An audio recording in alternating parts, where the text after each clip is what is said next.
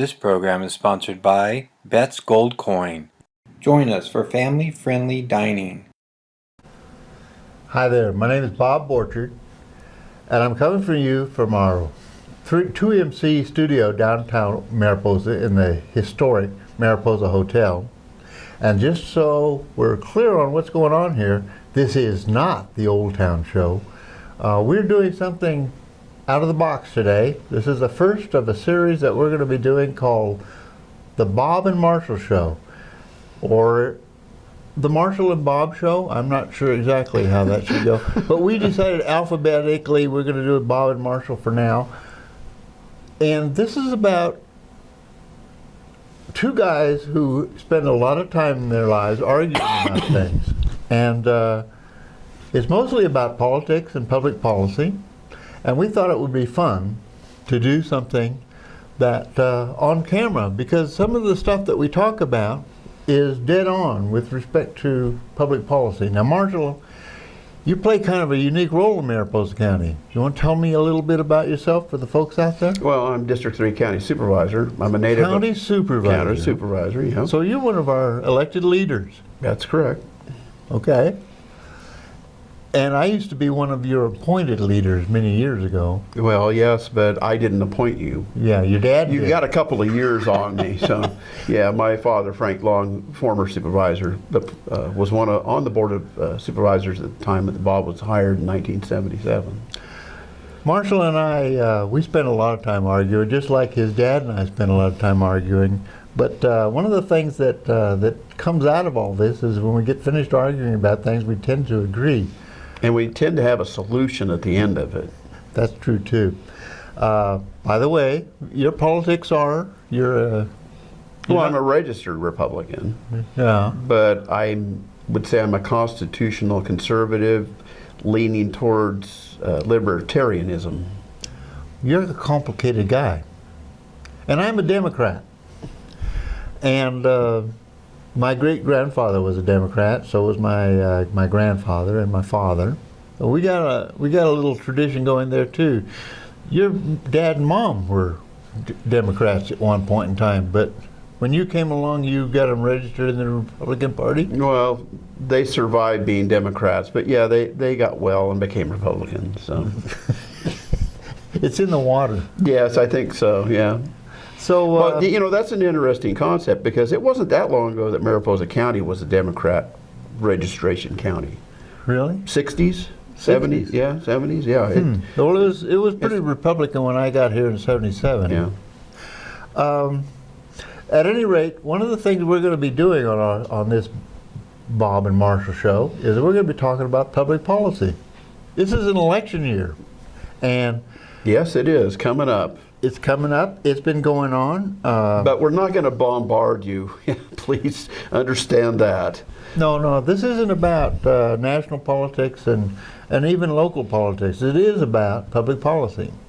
And we have an issue that is now coming up that has been I've been a thorn in some people's side about it now for 20 some odd years. Mm-hmm. And that's the issue of economic development. I was the original economic development guy for Mariposa County. Yep. I was the chairman of the old EDP committee, and I wrote the first economic development plan in the county. And now I understand we're going to be doing some economic development with the county. Well, we're looking at the economic vitality study that was done back in 2007. The county paid a sum of money to have it done. How much? 75,000, I believe, at the time. You didn't pay me that kind of money. Well, To I write wasn't, Bob, I wasn't on the board at the time. I'm sorry. I wasn't on the board either when they did the economic vitality study either. But it is a document that the county paid for, accepted, and I'm saying the county put on the shelf. 10 years. Yes. 10 years. Basically 10 years, yeah. It's now been, because of, I suppose part of it, because of my rabble-rousing, has been pulled out of the drawer. I've been rattling Marshall's cage a little bit about that. And we are going through the process of having the community, committees, organizations look at the plan that was done back in 2007 to see if it still fits what we want to do economically in Mariposa County. I've read the document. I find that it still suits Mariposa County very well. The only changes that I would recommend is that the original document put continuing to expand tourism as number one, and then economic diversity second. I would, because tourism's really doing pretty well right now, I think I would put that economic diversity first and tourism second. You know, we've had many discussions about this, you and I, over the last few months, actually. And this issue of economic diversity, you know, I've had people tell me, you know, they're getting their retirement check and the Park Service visitors are picking up all the other costs. They get good law enforcement and they could do better for the roads, but why do we want to mess us all up with a lot of economic activity and creating more jobs for people and things like that? They're just fine the way things are. Why would we want to change things? So that our children can stay here and work. That's what it comes down to, is that our greatest export is our children. We raise them in this beautiful county, put them through our good schools, they graduate, and out the door they go. Well, because there's no place for them to have a good mortgage-paying job in Mariposa County. Very few places. Yes, you could work for government. There just aren't a lot of economic goals that you can have here. You have to go someplace else for that. Well, you know, I'm going to throw a multi-syllable word at you. I know this really confuses you sometimes, but like magnanimous? No, like demographic. Demographics. Yeah. I was a student of demographics. I was going to actually be a demographer early on in my academic career. And one of the things you talk about in terms of population is the various levels. And you have young people, old people, there tend to be dependent populations, and that large group in the middle takes care of the dependent populations. When you talk about our children leaving, that's one aspect of all of this. But the other side of it is the people in the middle that make things happen in a community. You know, if you're living in the desert out in Arizona someplace in a retirement village, first it takes a lot of money to get in there. Yes. And you have an infrastructure supported by a lot of people to keep you vital. But in a county, an economic environment like that, you can't turn that into a retirement community because there's nobody to take care of the volunteer fire department. There's nobody to do all the volunteer things that need to be happening. And you know, finding a labor force just to support the industries that you need for services in a community like that start to go away. And volunteerism is a big issue in Mariposa County because historically we've relied on that a lot. And most of the volunteer, particularly the volunteer fire departments, have fallen on hard times. Well, not just our volunteer fire department. Look at our schools. Look at the depopulation of our schools, because those school-age children families had to leave from about 2006 on to find work someplace else. And you talk about demographics. You know, the middle is what does everything. The middle pays the taxes. The middle has the jobs. The middle is investing in the economy. Well, that middle keeps getting squeezed.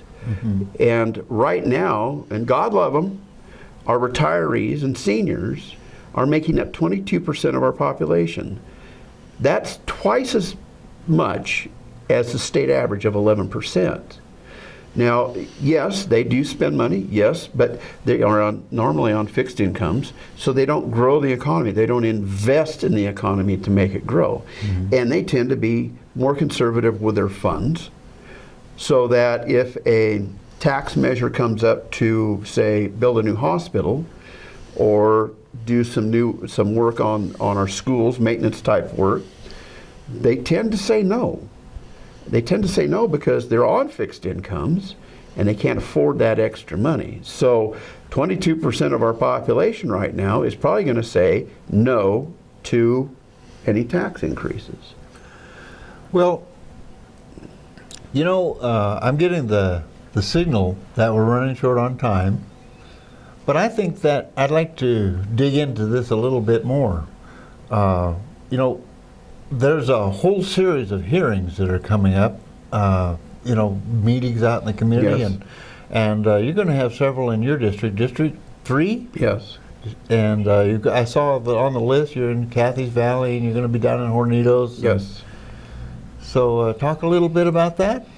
Yeah, well, the Airport Advisory Board will be looking at the economic vitality study, and these are all committees and groups that are going to, if they want to, can look at it, make any suggestions to tweak the economic vitality study to see, you know, if it still suits what Mariposa County is or doesn't. The Cathy's Valley Planning Committee will look at it if they want to. I'm going to go down to Hornitos and talk to the Hornitos Patrons Club. That's the largest group in Hornitos. The Mount Bullion Citizens Advisory Committee, they'll be looking at it. You know, we're going to take a look at it and see if we want to implement it. But I will say this, Bob. Looking at it and changing it doesn't do any good. What we need to do is implement it. And you don't implement it by laying it on the shelf. You implement it by spending the funds necessary to hire an economic development director and turn that person loose to implement the economic vitality study. It does no good to have a document laying there doing nothing. Mm-hmm. You have to invest in it. And I'm ready to invest in it. I'm ready to have an economic development director. I'm tired of Tuolumne County to our north and Madera County to our south really kicking our butts in regard to economic development. They have headhunters. They have economic development directors out there every day bringing in these small job-creating businesses, 3, 5, 10 employees, bringing them into their county, finding ways to bring them in these mortgage-paying jobs. Well, Marshall, I've got to, you know, this is one of the other things that you and I butt heads on a couple of times regularly, and that is bringing people in here and getting them to stay. We have an archaic code system, development code system, yes, we do. And it is the biggest disincentive for people investing in our community. Yes. And we just recently went through a major political hassle. I think you were on the wrong side of that vote, where we're creating another obstacle. That depends on which side you're talking about. Well, you were on the...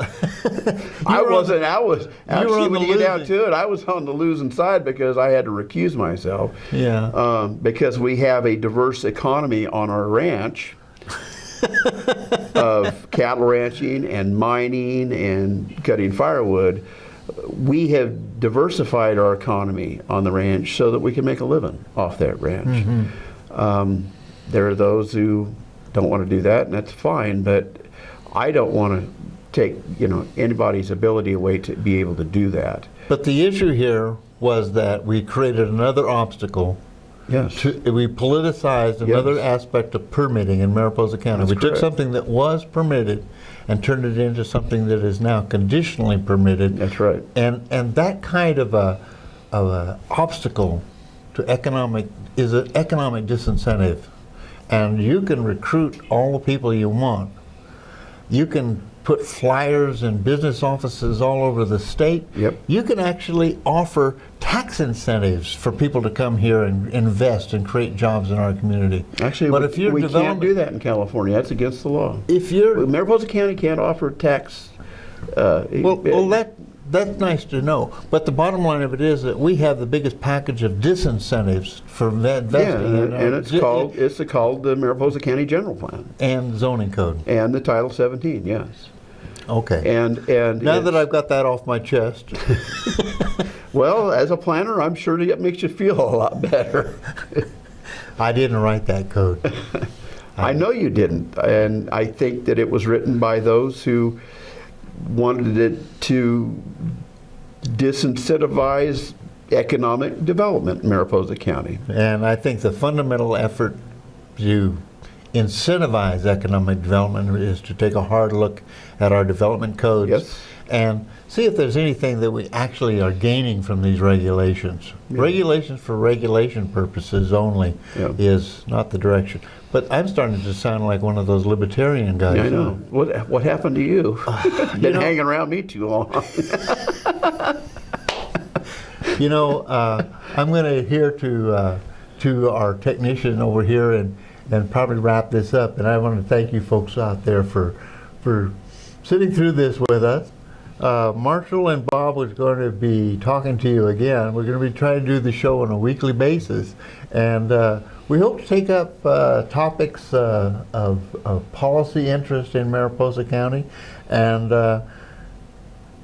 what we're going to find out of all this is that Marshall and I come at problems from a totally different angle, based on our our age differences, and just he's got more hair than I do. But the reality is that when we get to the conclusion of things, we tend to find ourselves on the same side of an issue or a solution. And it's good arguing with you on a regular basis, and I think arguing with you on a camera might be of some benefit to some other folks out there. Hopefully folks These are enjoy important it. issues out there in Mariposa County, and I think getting discussions going about where we're going, and this being a political year, we can start talking about things that benefit Mariposa County and take us in a direction we want to go. And right now, we have a unique opportunity to take a hard look at the economic structure of Mariposa County. Yes, we do. And Marshall, it's been good visiting with you, Oh, yeah. old friend. Yeah, absolutely. And, for you folks out there, thank you for joining us.